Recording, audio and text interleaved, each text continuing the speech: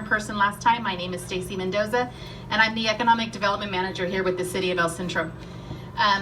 The City of El Centro is preparing to apply for grant funding through the Proposition 68, and the project that we have chosen to apply for is, as you know, Gómez Park here. This is the third meeting we have held in conjunction with this potential grant application.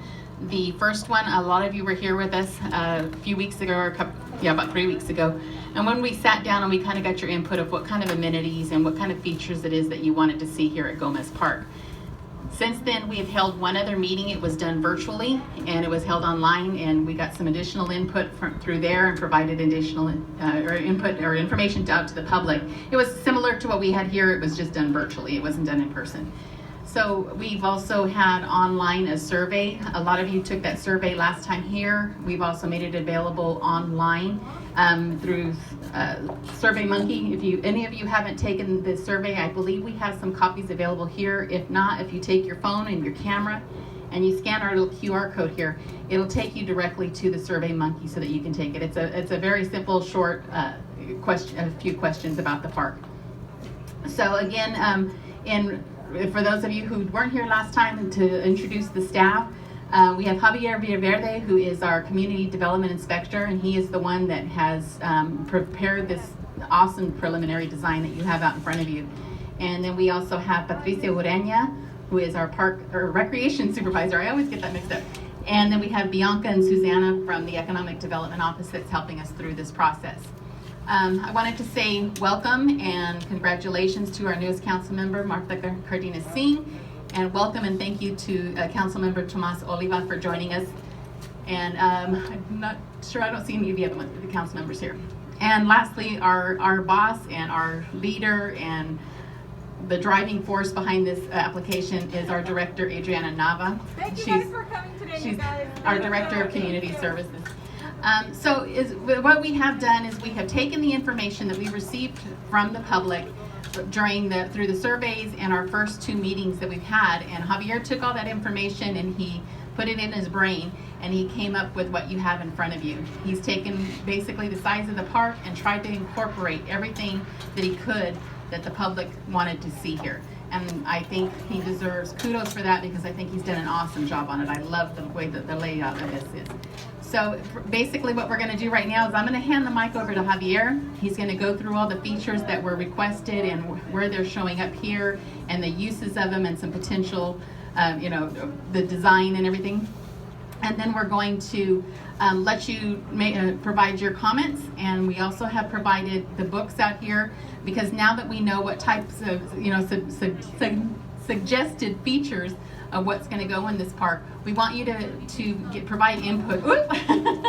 We want you to provide your input on the actual features themselves. So we provide catalogs at each table, so you can look through the catalogs and see different types of equipment that can go into the design layout that Javier is providing to you.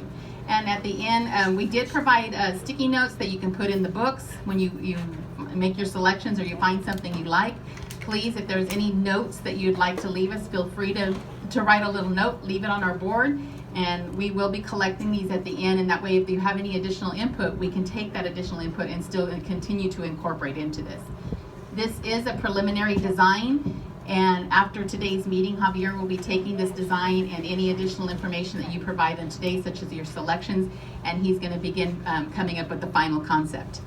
We do have a meeting scheduled, I believe, next week on the 12th. Ladies, am I right? On the 12th? It's a virtual meeting, and it will be, we'll be presenting a final concept to you at that time.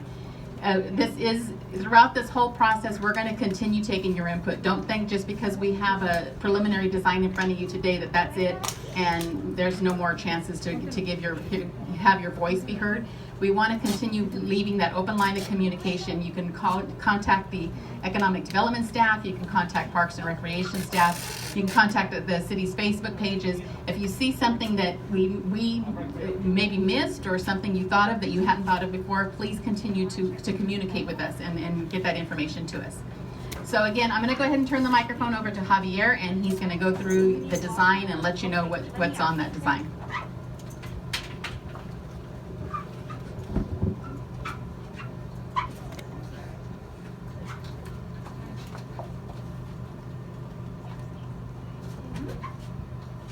If anybody's needing water, there is an ice chest full of water up here.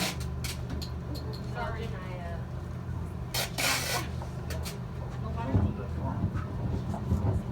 Oh, no, it's okay.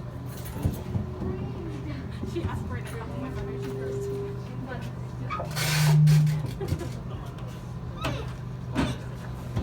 Hello everybody, can you hear me? I'm so sorry. I'm so happy you guys are all here. Thank you for coming. I'm just gonna walk through the design with you guys, and we're gonna start from the front of the park and work our way back. Go ahead and stop me as I'm going if you guys have any questions, and I'll be happy to answer them, okay? So starting from the front of the park, this is Hope Street. The existing parking lot, we're gonna repave it and rearrange it. And this here is gonna be a deep retention basin, only because the actual parking itself acts as a retention basin right now. So since we're gonna be doing a bunch of improvements to it, we're gonna have to level off most of this section over here, so we're losing some volume in the retention basin, so we have to make up for it with a retention basin in the front there. So we're also gonna repave the entire alley all the way through for access, because we're adding additional parking out there towards the back. The soccer field will pretty much remain where it's at now. We are adding a decomposed granite walking path all the way around the existing field.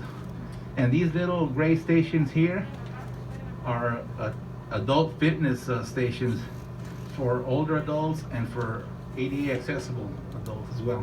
That they can, as you're walking along the path, you can stop at each station, get some exercise in from different types of exercise stations, and keep walking around.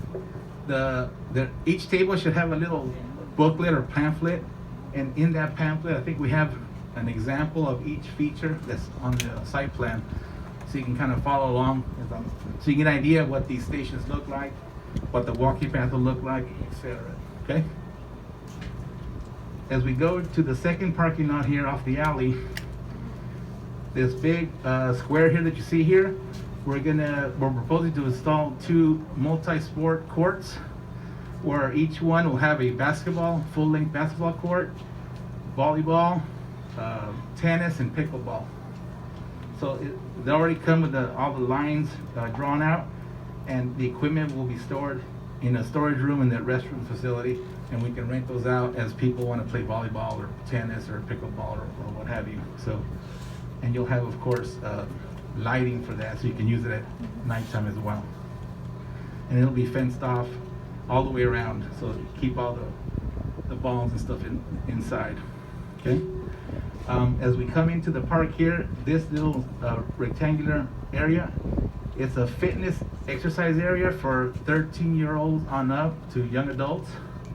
And I believe if you look in the pamphlet, it shows an example of what type of equipment it would comprise of.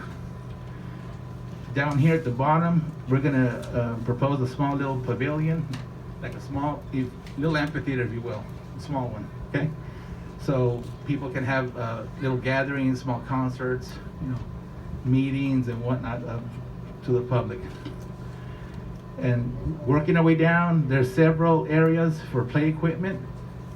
Way in the corner here, this little orange square, it's gonna have the main playground equipment designed for 5 to 12-year-olds, and we will have it fully inclusive or accessible to all kids, whether they're in a wheelchair or not. So, kind of like, I don't know if you guys have driven by First Responders Park, the new playground out there. That one's all inclusive as well. So you'll see similar play equipment in this one. This little light blue oval will be a play area for the little ones from the 2 to 5-year-olds. So they can have their own little area to play with without getting trampled over by the 5 to 12-year-olds. This blue rectangle down here is basically going to be a dual zip line, where on one you'll have a little tot bucket seat where for the little ones can use that, and the other one will just have a normal little round seat for the 5 to 12-year-olds to use that. So, and I believe there's an example or a picture in the pamphlet as well of this feature. And the black square down here is basically the restroom facilities. We'll have fully accessible men's and women's restroom, and then we'll have, like I said, a storage room as well in the back, so we can keep all the equipment for the pickleball, for the tennis, and volleyball, etc. Are there any questions? The shading on the playground, there will be shading on. Yes, there'll be plenty of shading in all the play areas. Oh, I think I forgot to mention, all these little purple squares are gonna be picnic tables, shaded picnic tables.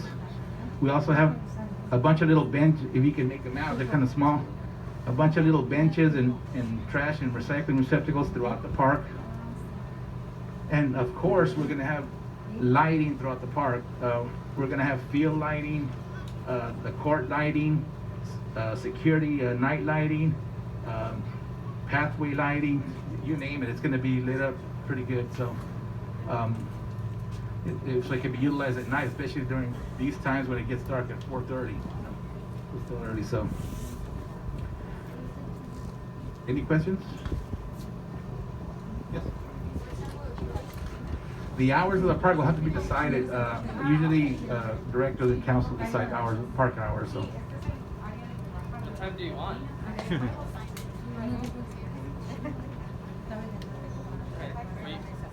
When you think of a time, you let us know. 9 o'clock? There you go, 9 o'clock. Negotiated already. Yes. Did you talk about the lighting that the park currently has? Is there any lighting at all here?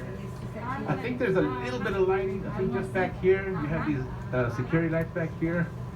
I am not sure if there's anything. I don't see anything in the front area. I think that was the Yeah.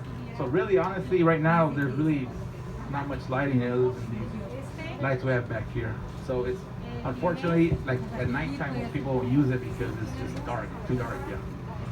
So we're hoping to put enough lighting, appropriate lighting all the way around the park so that people use it at night, especially right now when it's getting dark so early.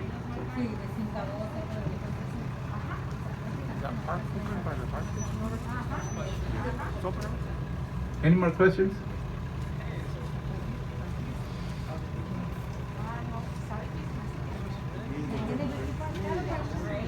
All right. Well, thank you. Oh. I'm just curious, like the amphitheater, do you have to sign up for it at the city? Yes, it would be something you'd rent. You know, you sign up for so you can reserve it. Correct. Yeah.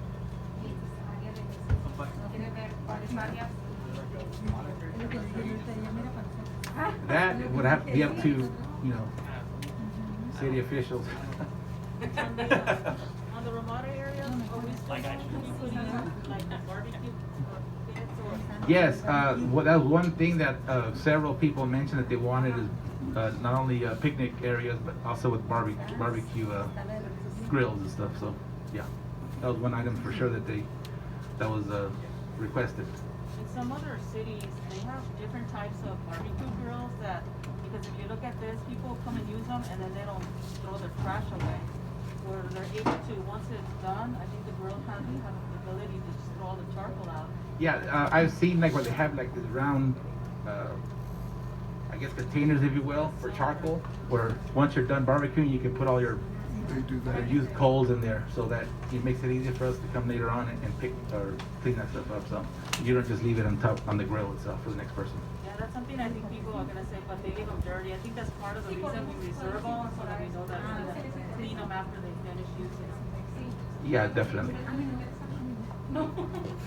Okay. No más preguntas? Questions? Javier, did we incorporate a shade structure like similar to what we're under right now, but a nicer kind of? I don't think I have one in there now, but we can definitely Okay. put more than one. Okay. Yes. Yeah, and there'll be shade throughout the park, especially the play areas, the sitting areas, barbecue areas for sure. We live in the valley, we need shade for sure. Yeah, lots of it. Yes. A lot of shade. Do you want? That's a question. Yes, hi. What do you are thinking for the capacity at the amphitheater? That's a good question. It could be, a small amphitheater for, 50 people, or maybe a little slightly bigger. We'll have to kind of, weigh it in during the design. So. Just kind of an example. Yeah, I think in the little booklet, I think I just put in a picture of something that would be compatible, I guess, or close to what we're thinking about as far as size and scale of the little amphitheater, or pavilion, if you will. Will it have seating? No seating? It'll have seating. You'll see these half round little gray. It'll be basically concrete seating, Okay. so fixed. And then of course, you know, there's all grassy areas all the way around that people can bring their own chairs or sit on the grass with a picnic, have a picnic or whatever. So we'll have electrical to hook up equipment and all that.